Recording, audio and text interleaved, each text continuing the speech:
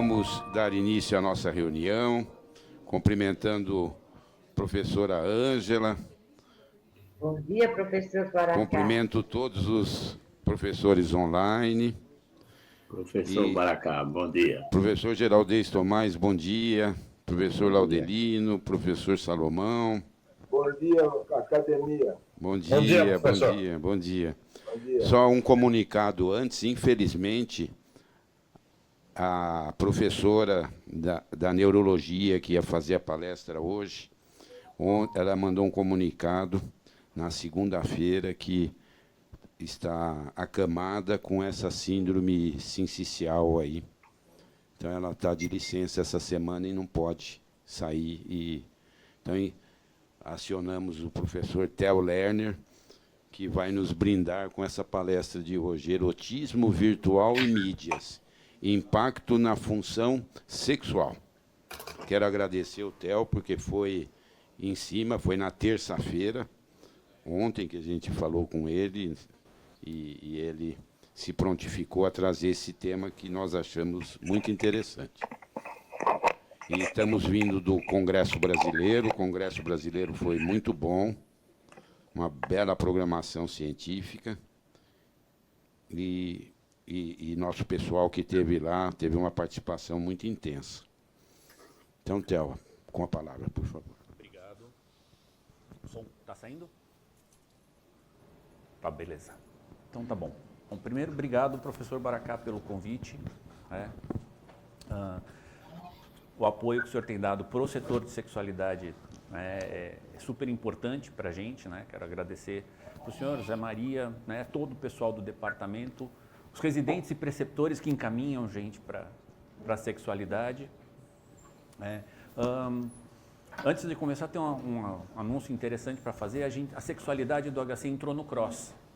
Então, quem souber de pacientes de fora, de outros serviços do SUS que tenham necessidade de atendimento de sexualidade, pode encaminhar via CROSS, que agora a gente consegue absorver essas pacientes. Então, o tema pode, joia.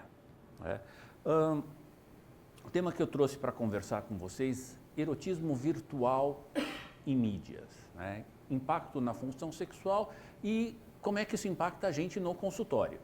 Né? Então, esse aqui sou eu, mais jovem, óbvio, né? Devia ter a inteligência artificial para me deixar mais adequado, né? Então, a primeira dúvida, quando a gente está falando do virtual, né, é a primeira, o que é virtual? Antes de começar, já vieram me perguntar, mas imaginação é virtual? A coisa prática é virtual? O que é virtual? Então, na definição do filósofo Pierre Levy, que ele escreveu em 95, o que é virtual? Em 95 estavam lançando a internet no mundo e começaram a discutir o que é essa coisa nova que está chegando, como é que ela vai moldar a vida da gente. E a gente tem uma diferença, né? Eu sou um dos mais novos aqui do departamento, né? Mas eu fui a última geração, né, que viveu uma adolescência pré-internet. Então, a noção do real e do virtual que a gente tem é muito diferente de quem nasceu após o surgimento da internet. Então, o que é o virtual? Que existe só em potência, faculdade, aquilo que tem a capacidade e potencialidade de ser, ou que pode vir a ser, existir, acontecer, que é possível. No fim das contas, o que é? Tudo que eu imagino que seja, tudo que eu dou um potencial, e não é que vai acontecer, se transforma em virtual. Então, quase toda a nossa sexualidade é virtual. A virtualidade não começou a partir da internet. Quando você tinha o sujeito escrevendo a carta para a pessoa amada, dando toda a questão do romance, eu imagino como será o nosso encontro, isso já é a virtualização de uma relação. Toda a ideia do amor romântico é uma ideia virtualizada do amor. Qualquer atividade que eu estou imaginando e transformando essa imaginação em realidade dentro do meu mundo interno, é uma relação virtualizada. Então, o professor Luiz perguntou Masturbação é virtual? É.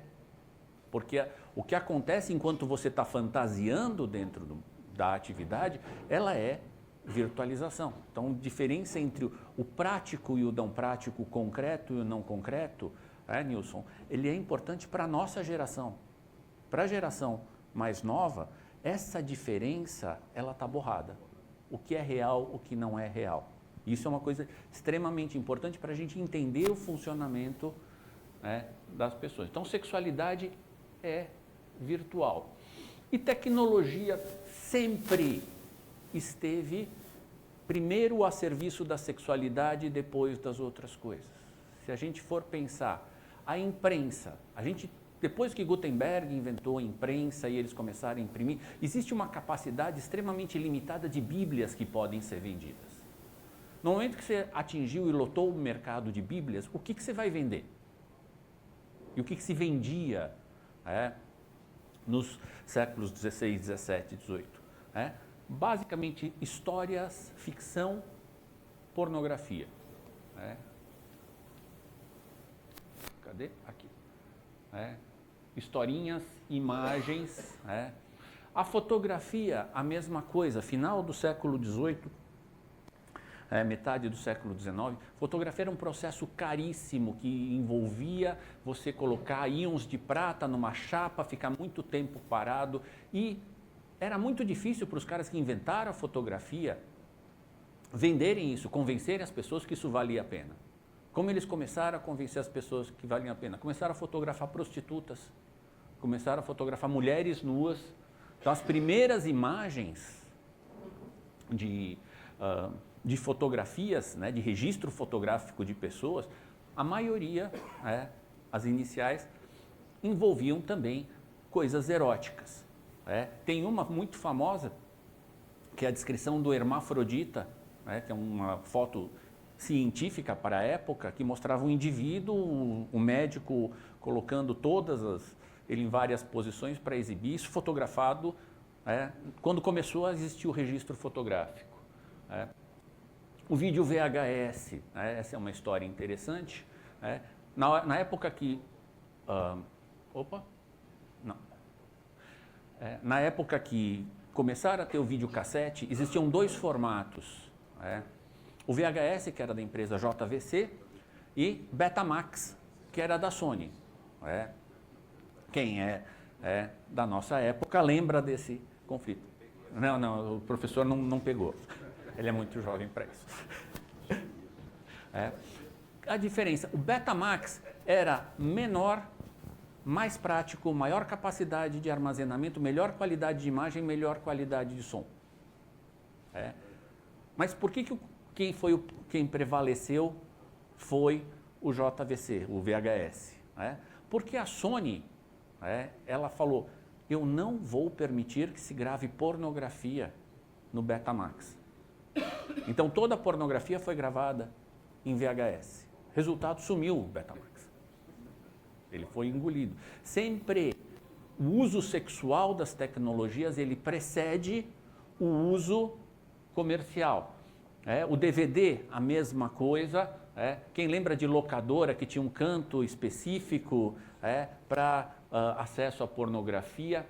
O chat, o que vocês conversam, o que é o WhatsApp hoje, começou também como troca de mensagem. Tinha a sala do UOL, para quem lembra isso, as salas de bate-papo, onde as pessoas trocavam ideias sexuais.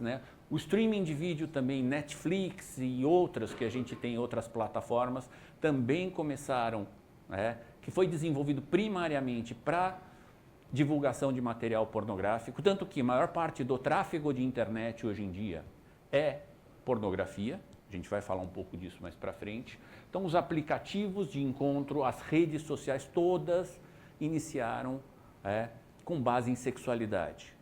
Realidade virtual que está entrando, você acha que vai ser usada para treinar cirurgião, piloto de avião? Não.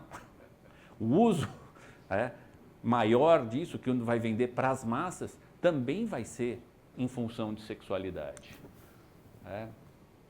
E a gente tem que pensar que essa sociedade virtual, ela é recente. A internet foi criada em 62 a partir do Departamento de Defesa norte-americano, que partiu do seguinte princípio: como é que eu crio uma rede de computadores que pode sobreviver a um ataque nuclear? Isso era no meio da Guerra Fria, e eles desenvolveram nas universidades protocolos de comunicação entre computadores para, se for bombardeado aqui, ali vai sobreviver. Esse foi o início da DARPA. Começou na internet no Brasil em 95, estava saindo da residência, então passei uma residência não internética. Facebook, que já foi e já assumiu, 2004, antes dele, Orkut, nas redes sociais. WhatsApp começou em 2009, relacionamentos via Tinder tem só 12 anos, e o OnlyFans em 2016. E ainda agora vem as inteligências artificiais, que a gente também vai falar para frente. Ou seja, e a quantidade de aplicativos, a quantidade está crescendo cada dia mais. Tá?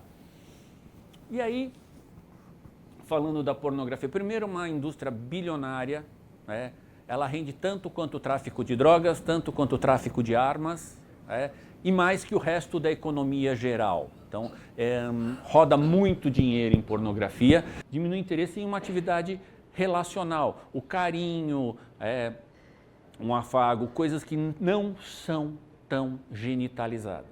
Então, o pornô ele foca muito na genitalização, ele roteiriza, e vende muito, tem muito consumo disso. Tá? E aí tem um trabalho muito interessante. Qual a motivação inicial? Por que alguém vai ver pornografia? Por que alguém vai se masturbar olhando para a pornografia? E tem uma diferença de padrão dos homens para as mulheres. Então, por que os homens assistem pornografia e se masturbam? Primeiro motivo, tédio. Não estou fazendo nada. Legal, encosta a mão aqui e fica. Aí uma coisa leva a outra. E aí sim, gratificação sexual, curiosidade, busca de tendências ou ideias, ver o que é esquisito, o que é novo, o que é diferente, nossa, aquela coisa. Para as mulheres, o padrão é diferente. Então é satisfazer as próprias necessidades sexuais, se explorar. Eu não gosto da palavra empoderamento, mas o autor usou. Poder se conectar com a parceria muitas vezes. Vai ver pornografia para assistir junto com o parceiro. E também ajuda a normalizar desejos sexuais. Então, quando a gente está falando de pornografia, a gente também está falando de gênero. A gente está falando de que forma homens e mulheres consomem esse tipo de conteúdo. Então, para as mulheres, será que tem um efeito negativo? Tem toda uma discussão, os homens são visuais, as mulheres não são. Tem demanda para material erótico para a mulher? Os livros como 50 Tons de Cinza, 365 Dias, que são sucessos de venda, sim, mas eles são focados especificamente para o gosto feminino. No 50 Tons de Cinza, a primeira cena de sexo acontece na página 111. Ou seja, eles gastam as primeiras 100 páginas criando o contexto, criando a história, aonde finalmente vai estar justificado ter algum tipo de atividade sexual. No pornô masculino, é uma coisa que vai muito mais diretamente ao ponto. Bom dia, eu sou um encanador, vamos transar. A coisa mais rápida. E aí também entra, é permitido para a mulher bancar que ela vê pornografia, que ela gosta de pornografia? Ela pode admitir o consumo? E aí, de novo, volta às questões. Se está dentro da tua casa, dentro do teu celular, você pode, na sua privacidade, consumir isso e não contar para ninguém. Tá? Esse estudo com 4.000 casais, que analisou a frequência do uso de pornografia e o aumento de uso com o tempo. Para os homens vai piorar a autocompetência sexual, vai piorar o funcionamento sexual e a satisfação sexual da parceria. Quanto mais o homem usa, menos atenção ele dá para a parceira. Para a mulher foi exatamente o contrário. Ela usando pornografia, ela melhorou a autocompetência sexual, melhorou o funcionamento sexual e melhorou a satisfação, alguns aspectos pelo menos, da satisfação da parceria. Então, isso fala muito mais com a forma como a distribuição de gêneros permite ou não permite que as pessoas exerçam a sua sexualidade do que da pornografia propriamente dita. Tá? E aí a gente tem as novas formas de comunicação, as redes, Aqui todo mundo, veja aqui, ó, esse é um exemplo da gente aqui, todo mundo no celular e a professora lá na frente. Né? Então, a tecnologia permite um acesso maior à informação, permite anonimato, né? A gente vai falar em detalhe de tudo isso, permite agrupar grupos de interesse específico, permite respostas imediatas e acesso permanente ao outro. Né? Então, o anonimato, você tem uma ilusão de que você está protegido. Quando você está dentro da tua casa, no seu celular, no seu computador, se comunicando com outra pessoa. Isso permite também que você expresse coisas que você não expressaria para ninguém. Tá? Então, tem um livro muito interessante que ele chama Todo Mundo Mente, né? Que o sujeito analisou as pesquisas que as pessoas faziam no Google a respeito de sexualidade. E o que as pessoas perguntavam no Google era completamente diferente do que elas diziam nas pesquisas. Porque mesmo quando você está fazendo uma pesquisa, e essa é uma dificuldade que a gente tem, fazer pesquisa em sexualidade, a gente ainda está falando de assunto tabu. Então, na hora que a pessoa acredita que não tem ninguém olhando, ela se expressa de uma maneira diferente. Tá? Então, você tem menor compromisso, né? Se a conversa estiver incômoda, você não está gostando, você desliga. Tá? Isso gera um fenômeno que chama ghosting. Você some e deixa a outra pessoa perdida, e a pessoa que foi abandonada, ela sofre, ela fica imaginando o que aconteceu, por que essa relação foi cortada. Então também tem impacto muito nos relacionamentos. É um espaço impessoal, onde a gente projeta expectativas, o que eu imagino, e o que eu quero mostrar para o outro. Então, muitas vezes, eu vou aplicar o filtro na minha imagem, eu vou me descrever de uma maneira que seja mais bacana e que não vai bater exatamente com a verdade. E na hora que eu vou concretizar essa relação, na hora que eu vou encontrar outra pessoa, a pessoa fica em choque. Não foi aquilo que você descreveu, e o outro também não é aquilo que eu vi. Então, baseado muito na idealização. Essa mocinha aqui está perguntando como é que você é. Ele é bronzeado, com um cavanhaque, gosta de balada underground, né? É o diabo. Então, assim, você não sabe exatamente quem está do outro lado, as pessoas se apresentam da forma que elas querem por conta desta distância. Ainda, tudo é rastreável, né? Tudo que você já colocou na internet é localizável, não some nunca. Então, todas as suas atividades online são registradas. Aqui tem a moça checando o celular do parceiro enquanto ele dorme, né? Quem nunca, né? Porque ela precisa controlar o outro. Isso implica, tem problemas sobre a privacidade, o quanto você tem os seus dados vazados ou não vazados, né? O quanto quem está ouvindo, quem está controlando, né? Seu aparelho celular está ouvindo tudo que você fala. Não sei se você reparou que os anúncios que você recebe, eles são muito correlacionados com as conversas que você teve no último momento. Se vocês falarem várias vezes ferro de passar roupa, ferro de passar roupa, ferro de passar roupa, né?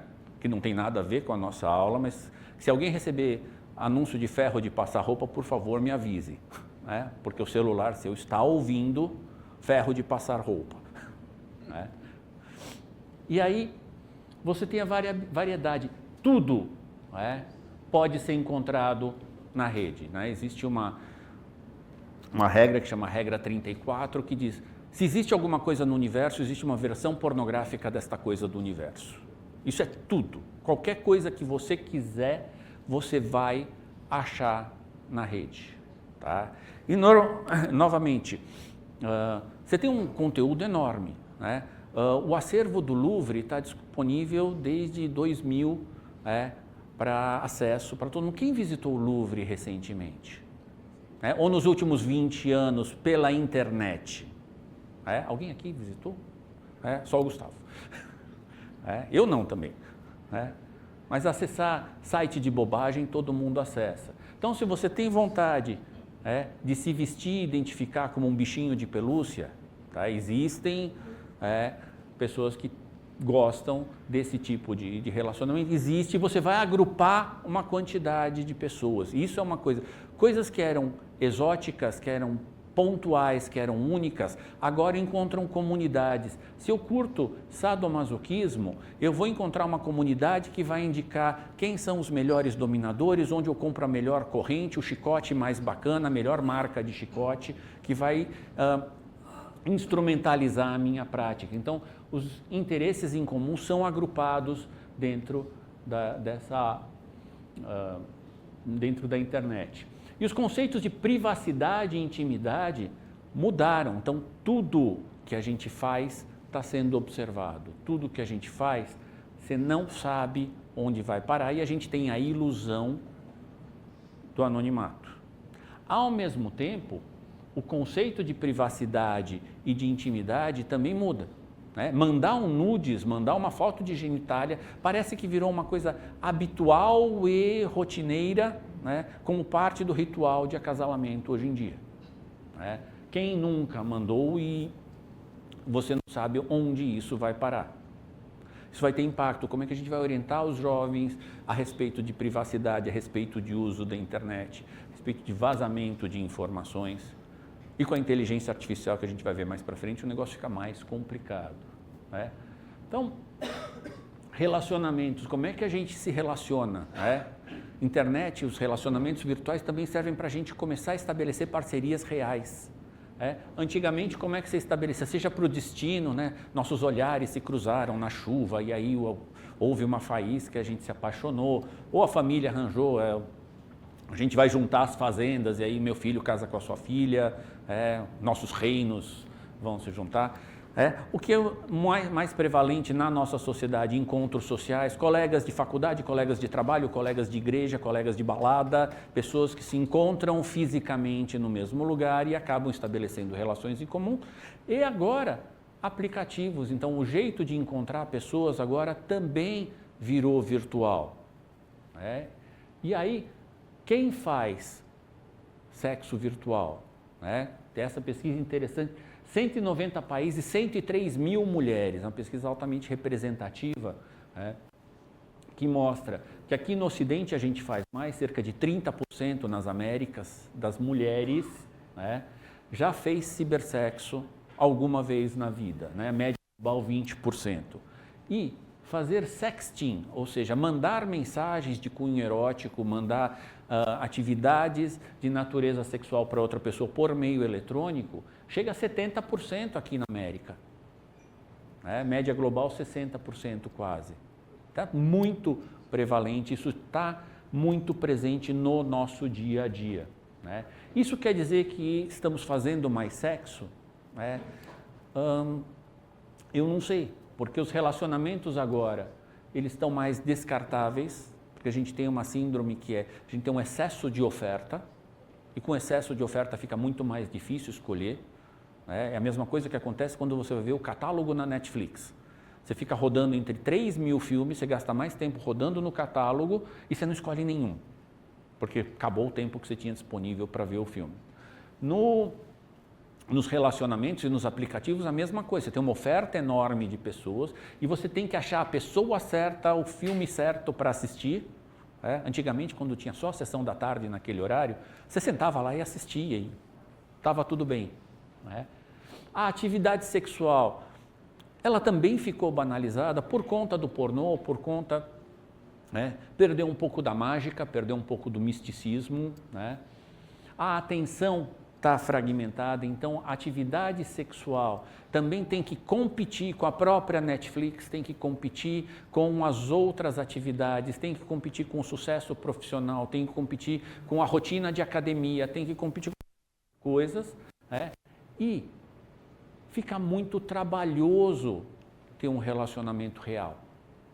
Então as pessoas acabam optando por ter atividades sexuais esporádicas e menos relacionamento real. Por quê? Fica sempre a expectativa, o próximo vai ser mais legal. Tem casais que optam por não fazer sexo. A demografia está sendo impactada, isso a gente sabe. Japão, Espanha, Grécia, tem que acrescentar Brasil. Uma série de países está com índice de fecundidade menor que 2,12, que era o necessário para a reposição de população. A China está com uma expectativa de perder meio bilhão de pessoas até 2070. Né? O Japão não sabe o que vai fazer com essa população que está envelhecendo. Então, assim, o fato da gente transar menos, a gente está reproduzindo menos, está reproduzindo cada vez mais tarde, né? Dando mais trabalho para o pessoal da reprodução, né? Que cada vez mais estão... o fato da gente reproduzir também está ficando cada vez mais desvinculado de atividade sexual, né? E ainda, as pessoas estão... Muita gente já está falando, sexo para quê? Né? Perde o sentido, e muita gente já está se colocando como assexual. Não quero, não preciso, estou bem. Tá? As pessoas já se identificam como assexuais. Então está todo mundo olhando o seu celularzinho, sua tela, né? E nenhum está olhando um para o outro. Muitas vezes a balada é assim. Né? Aqui também o casal está transando e os dois estão digitando como é legal esta experiência, né? De estar... Né? E ele está digitando, estou curtindo um tempo com a Maria está falando, está dando um joinha, né? Para o comentário do rapaz. Né? E aí o que é tendência para o futuro? Então, encontro pessoal fica cada vez mais dificultado. Tá? A pandemia foi um grande catalisador dessas relações virtuais, porque ficou todo mundo trancado em casa, e as relações cada vez mais virtuais. A inteligência artificial, a gente vai falar mais um pouquinho, o que ela vai impactar para a gente.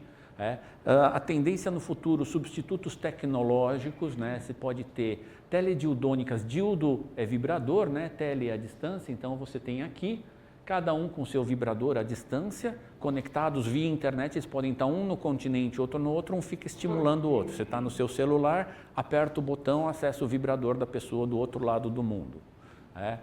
Robôs sexuais, você já tem mudanças de tecnologia que permitem bonecas de silicone com consistência cada vez mais realista, para você colocar um simulador de voz, uma inteligência artificial que converse com você no meio, vai ser difícil, vai ter muita gente que vai acabar se apaixonando por isso, porque fica muito mais fácil, muito mais adaptado do que um ser humano real, que você vai ter que conquistar e entender, e se adaptar.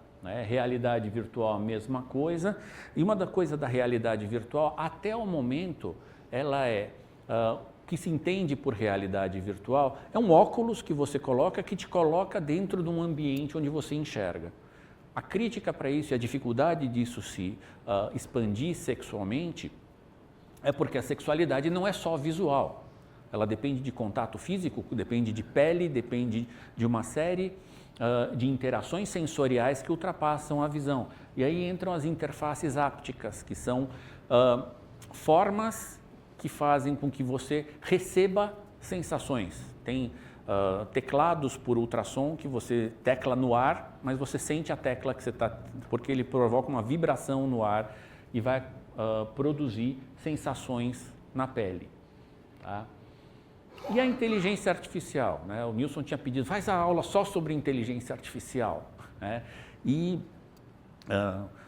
eu brinco com inteligência artificial, não sou especialista, né? Então você tem infinitas aplicações. Inteligência artificial é recente, a gente tem faz pouco tempo, começou logo depois da pandemia, começaram a lançar os aplicativos de inteligência artificial com múltiplas aplicações, múltiplos aplicativos, cada um tentando mostrar a sua uma especificidade. Então ele pode gerar textos, ele pode gerar imagens, ele pode ter planejamento estratégico, ele pode analisar documentos, pode analisar, e ele pode interagir com a pessoa.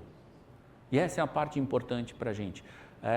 As inteligências artificiais que estão sendo lançadas para interagir com as pessoas, elas estão sendo colocadas dentro desse mesmo paradigma de prender a atenção e ganhar a sua dopamina. Então eles são feitos para te seduzir, para que você não consiga mais largar. Ele adapta o tom da conversa, ele adapta a quantidade, ele te elogia, ele te valoriza, tá? E veja, e ele acaba virtualizando as relações. Então, o algoritmo gera empatia, ele gera uma bolha, né, que confirma que você é a pessoa mais maravilhosa do mundo, que você está sempre certo. Né? Quem não quer uma pessoa assim do seu lado? Né? E esse é um grande risco, que a gente acaba antropoformizando o algoritmo. O algoritmo é um programa de computador que estabelece respostas de linguagem a partir de um modelo estatístico. Ele tenta achar qual que é a melhor resposta a partir desse modelo estatístico e a partir de parâmetros que o criador dele colocou. Se você chegar nesses aplicativos e perguntar, me ensine a fazer uma bomba caseira para explodir o metrô de Londres, ele não vai fazer, porque ele tem restrições internas para isso. Então, ele não é a liberdade total, ele é feito para ganhar o principal ativo da nossa economia, que é a sua atenção. Né? Então, as pessoas acabam antropoformizando, as pessoas acabam se apaixonando. O que era ficção, antes a gente trazia as imagens dos filmes, do pessoas se apaixonando pelo aplicativo do celular. Hoje isso está acontecendo de verdade. Né? E aqui para a gente na área médica, né? Ele pode ajudar a gente em processos diagnósticos e de decisão. Né? Então, e aí é um grande risco. Será que ele acaba substituindo a gente em algum momento? Dependendo da forma como a gente entender medicina, se a medicina for simplesmente a aplicação de um algoritmo para realização do diagnóstico, o computador vai fazer muito melhor que a gente. Quanto a gente puder entender a medicina como uma questão humanizada, aí não tem algoritmo que substitua. Mas para isso a gente tem que ser extremamente cuidadoso, extremamente criterioso. Tá? Esse aqui é um videozinho, você dá um clique. Som? Não tem som? Não tem problema. Não importa, essa aqui só para vocês verem, essas meninas não existem, esse porco não existe e essa palmeira não existe. Tá? Hã? Não, os palmeirenses já estão reclamando do porco, não. Nada disso é real. Tá? É uma tendência, que eles falaram, sulista vaqueira, que eles botam uma série de mulheres bonitas, loiras, falando eu sou feia, eu sou pobre, não sei o que lá.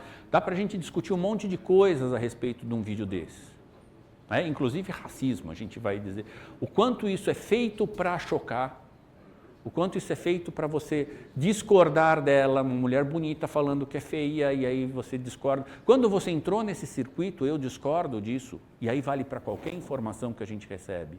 Qualquer coisa que você fala, nossa, isso é um absurdo, e aí vale para isso aqui, vale o que o governo atual está fazendo, o que o governo anterior fez, o que a gente está fazendo, o que o outro cara fez, a fofoca de qualquer nível. Quando você fala, que absurdo, você já ativou o circuito dopaminérgico, você já está preso ali no seu circuito de atenção, ele já ganhou a sua atenção, independente do conteúdo. Então isso aqui não importa o que seja, pode ser gatinho fofinho. Gatinho fofinho, você está olhando, ele já prendeu a sua atenção. Então, não é o conteúdo que importa, é o conteúdo que vai prender a sua atenção. O que a gente pode... esse aqui é interessante. Esse aqui é uma aula do curso de sexualidade do ano passado, professora Ana Maria Giraldi. Quando ela mandou a gravação da aula dela, ela mandou só o PowerPoint com a voz dela em cima. A imagem dela não aparecia. E aí, o que a gente fez? A gente acionou o nosso departamento de inteligência artificial, que é o Bruno, e o Bruno conseguiu, a partir de uma foto dela, fazer ela dar aula. Faz tocar de novo, o som não está aparecendo, mas... E ela deu a aula, e ela estava assistindo a aula, que ela não gravou, ela ficou meio assim, como assim? Eu não lembro de ter gravado isso. E foi ela, a partir da foto dela, com o som dela, dando a aula dela. Então, a gente usou inteligência artificial para isso. Foi uma coisa bastante interessante, que já foi. Então, infinitos usos de inteligência artificial. E veja que a tendência está mudando. Então, esse estudo aqui, né, dizendo que de 2004 para 2025, o primeiro uso era gerar ideias, como eu vou promover meu consultório, que posts eu tenho que colocar no Instagram, né, passou de primeiro para sexto lugar, de 24 para 25. As 3 primeiras coisas são relacionadas à terapia, quer dizer, provavelmente ele vai me substituir. Né? Terapia, companhia, né? Organizar minha vida e encontrar propósito. Então a gente está confiando na máquina cada vez mais para dizer para a gente o que eu faço da minha vida nesse ambiente social tão conturbado. Tá? E aí as outras coisas, viver com saúde está em 10º lugar, estava em 75, já virou. Aprendizado avançado, tem infinitas. Diversão e bobagens caiu de 6º para 7º. Então a gente está pensando, a cada ano, isso avança numa velocidade que a gente não consegue acompanhar. Porque a evolução dessas inteligências artificiais, ela segue escalas logarítmicas. Então, ela segue escalas exponenciais. Então, a partir do momento, hoje em dia, o robô, a inteligência artificial não é capaz de operar um robô cirurgião, hoje. Mas muito brevemente ela será. Porque quem está ensinando essa máquina a operar são os melhores cirurgiões, que são os que têm acesso ao robô. Então, toda a cirurgia feita por um grande cirurgião, ela gera dados que são analisados e que a máquina aprende, e vai chegar um momento que a máquina vai funcionar autonomamente. Tá? Talvez seja breve, talvez não seja, mas isso são questões importantes. Serve para terapia. A gente submeteu, a Bárbara, nossa fellow, ela fez uma revisão dos mecanismos online para tratamento de disfunção sexual, está submetido a Sexual Medicine, a gente está aguardando a resposta. Então, para a gente fechar, então, tecnologia vai ter impacto em diversos aspectos da vida da gente e, obviamente, na sexualidade. Então, vai influenciar a comunicação, a construção dos vínculos e dos relacionamentos, as expectativas, as idealizações, os conteúdos e repertórios sexuais e as formas de satisfação individual ou em parceria. Então, a virtualização da vida e, consequentemente, das relações é um fenômeno cada vez mais comum. Isso vai ter reflexo nas queixas sexuais que vão ser trazidas para a gente no consultório. Por isso, a gente tem que estar ligado nas tendências. Isso vale para qualquer faixa etária, isso vale para todo mundo que trabalha. Só um lembrete, a gente vai ter o 3º curso, a 3ª jornada internacional, em novembro, vai ser 100% online. Inscrições serão abertas em breve. E é isso, aqui tem meus contatos. Quem não me segue no Instagram, me siga, para a gente ser virtualizado.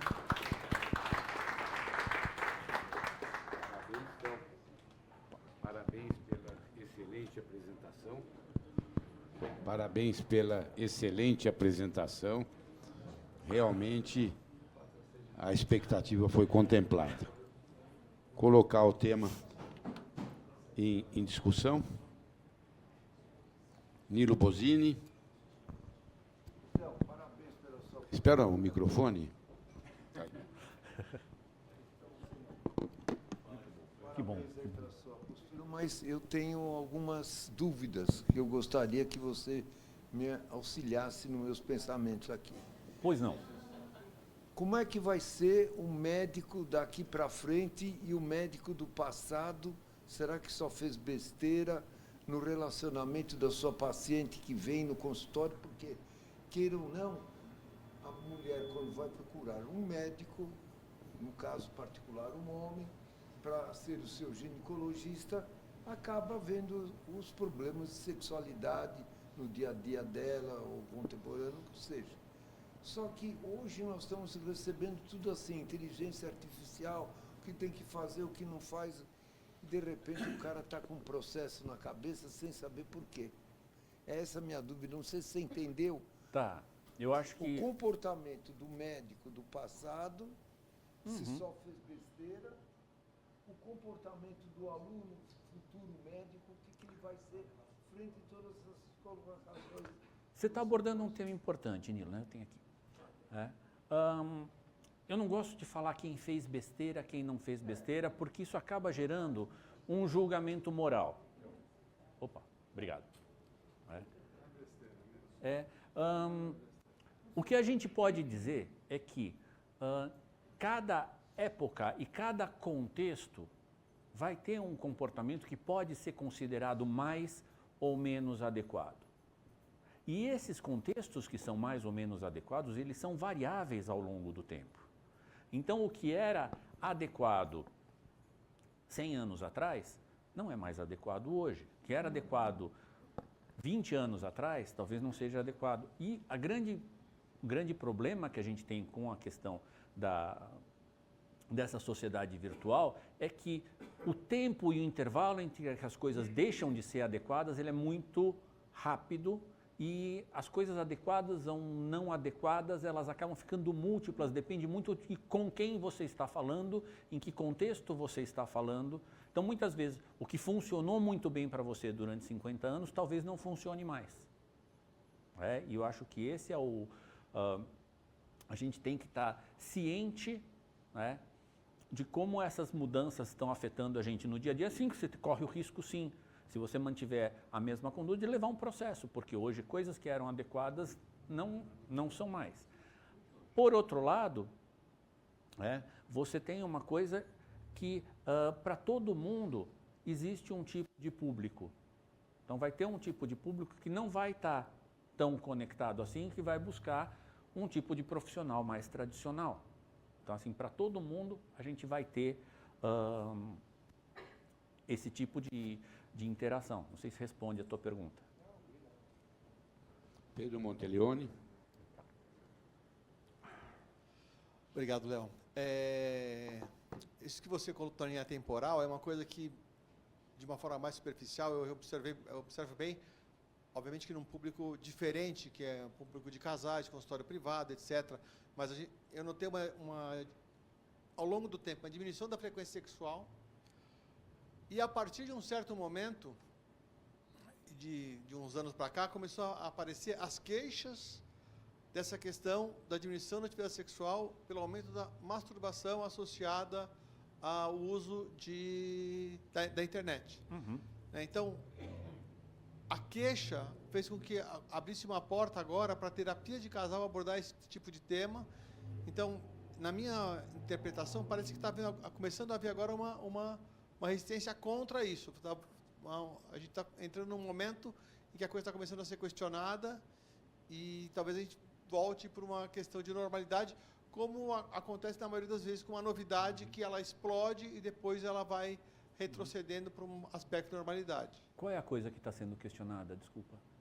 A diminuição da atividade sexual em função da masturbação por causa da internet. Tá, então acho que você está colocando... A queixa é frequente, eu vejo isso o tempo todo no consultório. E a grande questão é pensar, não sei se é a internet a questão. A internet pode ser uma saída que o sujeito encontrou para lidar com tensões que ele não consegue ver no relacionamento. E aí tem toda uma outra questão da cobrança de atividade sexual como prova de amor. Então tem todas o que a gente falou aqui na aula, como é complicado encaixar duas agendas e dois humores, relacionamentos de longo prazo, para que eles se encontrem sexualmente de uma maneira agradável, que não seja burocrática, que não seja mecânica, que seja significativa, que tenha um vínculo emocional colocado. Isso é extremamente difícil na situação onde as pessoas vivem. Então, muitas vezes, a pornografia que o sujeito acha um jeito de liberação sexual que é mais simples, mais fácil, porque não envolve o outro. E não é a pornografia, é a dificuldade de contato com o outro. Isso que a gente vai ter que tratar. Então, assim, tendo isso, encaminha que a gente discute isso com eles no casal, na terapia. Filassi. Filassi está. Filassi está em silêncio. Fila, está sem som, Fila. Eu pus som. Entrou. Eu estou com som. Agora ouvimos. Eu estou com som. Parabéns por encarar a questão essa parte sexual, a sexualidade de maneira científica, é bom a gente parar isso e aprender. Eu queria te perguntar o que você pensa, porque o que a gente vê na internet, em tudo aí, até que fazer o sexo entre as pessoas de mesmo sexo passou a ser normal. E a gente vê muito adolescentes que fazem sexo em grupo, em todo mundo. Eu tenho visto histórias disso. Como encarar essa... Você falou mesmo que a realidade de 20 anos atrás é diferente da de hoje, e essa daí é uma realidade que a gente tem vivido hoje. Como encarar isso? Eu diria, Filassi, para encarar sem medo. Eu acho que essa é a questão. E, de novo, o que pega nessa questão é o quanto isso acaba te chocando. Por quê? E, de novo, se te chocou, atingiu o objetivo deles. Quer dizer, nossa, que coisa esquisita.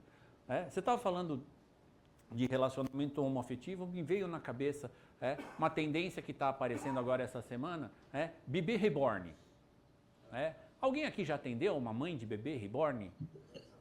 Alguém já viu uma mulher querendo sentar no banco especial porque ela tem um bebê reborn, uma boneca no colo? Então, assim, pode ter existido alguém, uma pessoa, que fez essa coisa? Pode. Mas a tendência é um fenômeno que não é necessariamente real. Ou seja, quando você fala, está espalhado, todo mundo eu não sei. Assim como não sei se existem mães de bebê reborn, se existe uma tendência de psicopatologia das mulheres com seus brinquedos. Ela pode ter o brinquedo, ela pode comprar ritualizado na maternidade de bebê reborn, mas ela não vai pedir registro civil. Já tem um cara querendo fazer legislação a respeito disso. Isso é uma relação virtualizada. Deputados, por quê? Porque está na moda. Para um fenômeno que não existe.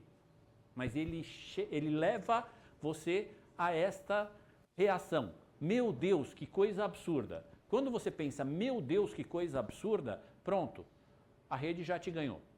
E não importa o que seja. Então, a mamãe de bebê reborn gera comentário, gera o meme, gera a piadinha, gera o vibrador como pênis reborn, tem uma série de ideias, sim. Tem uma série de coisas e vai gerando um movimento. E quando você está gerando um movimento, você está gerando engajamento e a plataforma agradece, porque isso gera dinheiro para eles. Então, quando você está falando, existe uma tendência, não muda nada do que a gente faz no dia a dia, Filassi. Atender, observar e respeitar. Não tem o que a gente intervir no que as pessoas estão fazendo ou como elas estão se expressando sexualmente. Basicamente, o que a gente faz o tempo todo é respeitar. Perfeito. Léo, mas com relação ao bebê reborn, até bom que esse povo não reproduza, senão vai ficar levando gente pra frente, né? Filassi, esse povo não existe. Agora, o que nós estamos falando é que eu não falei em relação homoafetiva, eu falei em relação todo mundo com todo mundo, sabe? É isso que está... E não generalizei, é que eu tenho visto histórias dessa e vivido histórias dessa. E aí qual é a demanda? Porque acho que é isso, quando você está vendo isso no consultório, o que você tem que analisar especificamente não é um movimento social. Qual é a demanda específica que está sendo trazida para a sua consulta? O que esse teu cliente quer? Porque não adianta, ir no consultório não adianta dizer isso é um absurdo, porque isso não resolve o problema do cliente. Então, assim, a pessoa está fazendo sexo com todo mundo de todo jeito, você vai ter que ver anticoncepção, prevenção de infecção sexualmente transmissível e discutir, inclusive, sexualidade. Isso está bom para você? Você está tranquilo com isso? Você está se sentindo forçado de alguma maneira? Acabou, ela está bem, está tranquilo? Cuidou da parte médica? A gente não tem muito que ter opinião em cima. José Maria. Obrigado. Theo. Eu? Tô aqui. Acho que o microfone não está. Saiu o som. Theo. Oi. Está escutando bem, né? Eu estou escutando. Então, maravilhoso. Eu acho que o Theo mostrou para todo mundo aqui algo que está mudando, né? Até os conceitos na hora de a gente tratar os pacientes. esses conceitos estão mudando, mas não é de hoje, né, Theo? Se a gente observar a década de 70, e aqui eu chamo a atenção de um filme do Woody Allen, que ele já falava de uma máquina de sexo. Depois nós tivemos umas cenas também no cinema com a Sandra Bullock e até o Stallone, que eles não poderiam fazer, tinham que fazer só sexo virtual. Sim. Só que agora, com a tecnologia, parece que isso está se acentuando. E veja, não é algo que está acontecendo só com as pessoas com mais idade, são os mais jovens. E está tendo impacto talvez maior, como foi colocado pelo Filasse e para os outros. E aqui, nós, como os terapeutas, também vamos ter de mudar nosso enfoque para se adaptar a essa nova era, essa nova realidade. Porque qual que é o problema? Teve um estudo, inclusive, isso mais ou menos uns 10 anos atrás, falando de executivos em Wall Street, em que eles se focavam muito na pornografia, em ganhar dinheiro, e quando eles iam ter o seu relacionamento, eles tinham disfunção. Não conseguiam ter relacionamento porque não tinham contato prévio com as pessoas. E isso agora vai acontecer mais jovem, mais cedo, nos adolescentes. E aí, qual que é o nosso desafio em tratar essa nova população que vai já chegar com esse impacto todo da tecnologia? Ok. Eu acho que o grande desafio para a gente é aprender a lidar com uma realidade que é cada vez mais fluida. Então, se 100 anos atrás, né, se na Idade Média, na hora que o cara nascesse, ele já tinha uma noção mais ou menos de quais seriam os valores na qual ele está inserido, e esses valores eram os mesmos do avô dele, e que provavelmente seriam os mesmos valores do neto dele, fica muito mais fácil para ele se situar e dizer, o mundo é assim. Tá?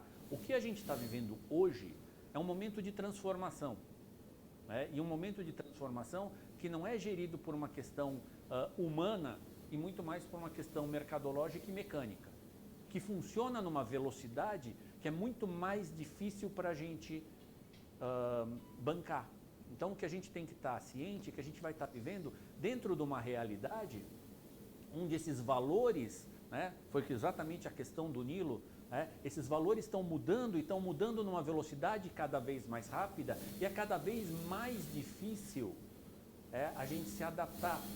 Eu já vi o tempo intergeracional está ficando cada vez mais curto. Eu já vi residente do R1 falando, eu não entendo os caras do 5º ano, porque é uma geração completamente diferente da minha. No meu tempo não era assim. Isso é um cara de 26, 27 anos falando de um cara de 25. Que não, isso está muito rápido, e aí sim, as pessoas estão muito perdidas dentro desse processo, a gente também não foge dessa regra, e aí nosso desafio é achar soluções que melhorem as vidas das pessoas, e aí acredito que é cada vez mais de maneira individualizada, porque a gente não consegue contar mais com esse conjunto de regras sólidas, dizer, faça isso que vai dar certo na sua vida. Então, cada um você vai ter que individualizar. Perfeito. Os meninos ali não querem falar, os nossos... Nada. Sexto ano. Professor Nilson. Theo, eu queria te parabenizar. Acho que esse é o nosso ícone na inteligência artificial. Tem me ajudado bastante. Eu fui atrás dessa área porque ela está mudando por completo, né? Eu vi aqui o Filasse ali, atrás dele, na biblioteca dele, estava o Atlas de Anatomia do Vesalius, né? Andreas Vesalius, que publicou em 1543 o pai da anatomia moderna, né? Um belga, que mudou bastante. Então, acho que ele está estudando desde o Vesalius para ver como era a mama antes e como é a mama hoje. Mas parabéns, Filasse. E a Mamma Mia também. Está lá atrás. Mas eu queria te parabenizar. Parabéns pela visão, para enxergar o Vesalius ali. Para isso o óculos é fundamental. Minha miopia é de 22 graus. Né? Então é o Vesalius virtual. Então. Vesalius virtual. Brincadeira à parte. Não, você colocou uma coisa muito importante para mim. A minha geração pegou o disco de vinil, que ficou muito tempo na prática, depois foi substituído pela fita cassete, um tempo um pouco menor, depois o CD, menor ainda, depois o DVD, nem vou falar daquele disco que mal entrou e saiu. Né? Não estou lembrado do nome. Laserdisc. Não, é o tipo grandão. Laserdisc. Era um grandão. Isso. O Laserdisc, Blu-ray. Blu-ray Isso, também. Blu-ray. Depois, pelo pendrive, e hoje a questão é tudo praticamente gratuito, se quiser, ou paga-se um custo muito baixo, com mais de, acho que 20 milhões de músicas. Né? É uma velocidade muito rápida. A gente não fica muito difícil acompanhar. Eu não acompanhava a questão da inteligência artificial, você foi o primeiro a me ajudar, e eu vi agora, fiz um curso, para mim foi a melhor coisa que eu fiz, afora o da Nago, que eu, infelizmente, perdi a apresentação do Jesus, que magníficas coisas que ele vem falando, mas foi de inteligência artificial. É brutal, é brutal.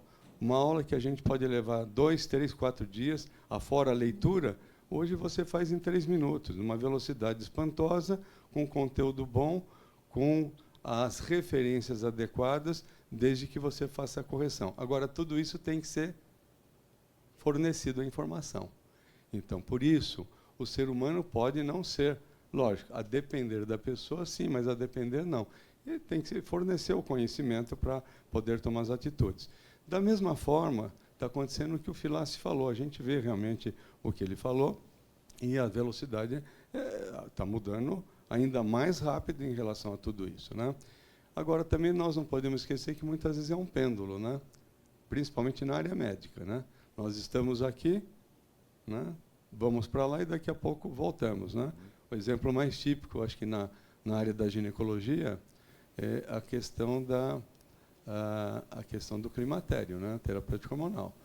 Era nada, foi com tudo, caiu para o quase nada e está voltando quase com tudo e vai voltar todos os mesmos problemas, da mesma coisa que a questão da sexualidade, né? Sexualidade e erotismo. E as bonecas, como você falou, cada vez vão ser mais sensíveis, mais parecidas com o tecido, né, humano. Então, são coisas que a gente tem que estar preparado, que vai mudar bastante. Lembrar também que tudo isso, né, com drogas novas, o uso de testosterona, que vai repercutir muito na área da reprodução assistida, a infertilidade masculina vai ser muito grande. Com testosterona que você está administrando em doses altas, o que vai acontecer? A espermatogênese vai desabar. Né? Então, são impactos que vão ter.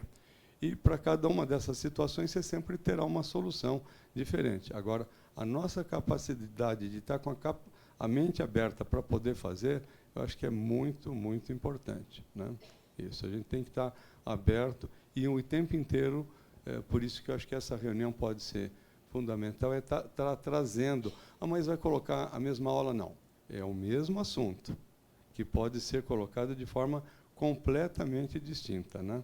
Acho que isso é importante. Queria te parabenizar pela sua capacidade, num curto intervalo de tempo. Lógico que, como você é uma grande expert em inteligência AI, como se diz, você conseguiu montar isso de forma rápida com a sua capacidade de inteligência.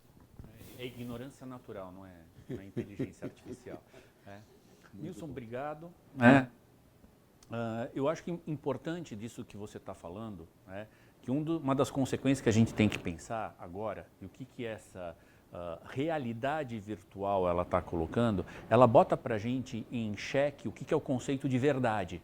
O que é verdade? Né? Verdade é dar hormônio aqui, verdade é dar hormônio ali, verdade é porque via, né? E isso acaba também desacreditando, em certa parte, a ciência. E a ciência é colocada em xeque por outros mecanismos que vão dizer, não, eu tenho a solução, né? O Nilson está escondendo a solução para o climatério, ele sabe, mas ele esconde porque ele está em conluio com o laboratório, mas eu tenho, através do meu protocolo de sorinho, né? Eu consigo, e eu vendo, né? Dizendo que você está errado. Então, a ideia, esse pós-verdade, ele vai ter um impacto muito grande a gente aqui na academia, na universidade, né? Que a gente vai ter que estar muito ligado nisso para a gente segurar as pontas da ciência, porque senão ela descamba. Muito bom. Professor Laudelino. Tudo bem, professor? Bom dia, professor. Tudo bem? Tudo bem. O senhor quer fazer uns comentário final, por favor. Ah, sim, eu gostaria. Perfeitamente, professor. Theo, seguramente você trouxe informações importantes para todos nós, para o nosso dia a dia no consultório. É um tema que o ginecologista não conhece bem, mas que é solicitado pelas pacientes, a gente dá uma opinião. Eu gostaria de saber de você o seguinte: a pornografia sempre fere o pudor? Eu vi aí que você mostrou que para o homem não é bom, mas para a mulher Você mostrou no slide, fez essa comparação. E depois você fez uma pergunta e deixou no ar. Eu volto a essa pergunta para você. Sexo para quê? Obrigado, Theo. Ok. Muito bom, professor Laudelino. Obrigado, professor Laudelino. Como sempre, colocações extremamente importantes. E eu acho que a pergunta ela não tem resposta. Acho que essa pergunta que essa nova geração está tentando se responder. E o problema é sexo em comparação com o resto que está sendo oferecido. Sexo versus Netflix, sexo versus horas de sono que eu não tenho, sexo versus medo de ser rejeitado, sexo versus... Então, atividade sexual, que era uma coisa que a gente via como natural e consequência de um relacionamento da vida, você encontrava alguém, você se relacionava, você casava, se você ia se apaixonar por fora, ia ter casos dessa conversa, seja lá da forma que a sociedade colocava isso, sexo sempre tinha um papel mais ou menos muito bem definido. Hoje não. Hoje a gente tem uma questão que é muito mais performática, formas para aparecer, você tem que ter o corpo certo, a forma certa, tem que estar na academia. Todo mundo agora posta vídeo na academia, todo mundo posta foto do prato de comida. Então você tem uma perda dessa noção entre o privado e o público. Quase tudo é público. E aí, quando você tem padrões de referência que não são realistas, as pessoas ficam com medo. Como é que eu vou me relacionar com uma pessoa se eu não tenho o desempenho do cara que está no filme pornô? Se eu não sei fazer as coisas, porque imagino que a pessoa queira aquilo que está no filme, que não tem nada a ver com a realidade. De novo, quanto volta à verdade. Virtualidade, ela suplanta a realidade e deixa as pessoas mais inseguras. Então, sexo para quê? Depende de cada pessoa, né? Muito bom. Bem, vamos então encerrar nossa reunião hoje. E parabéns, Theo. Obrigado. E na próxima quarta-feira, reunião conjunta do departamento, nós vamos ter a palestra do professor Jesus Paula Carvalho, a inteligência artificial, a literatura como instrumento terapêutico. Um bom final de dia para todos.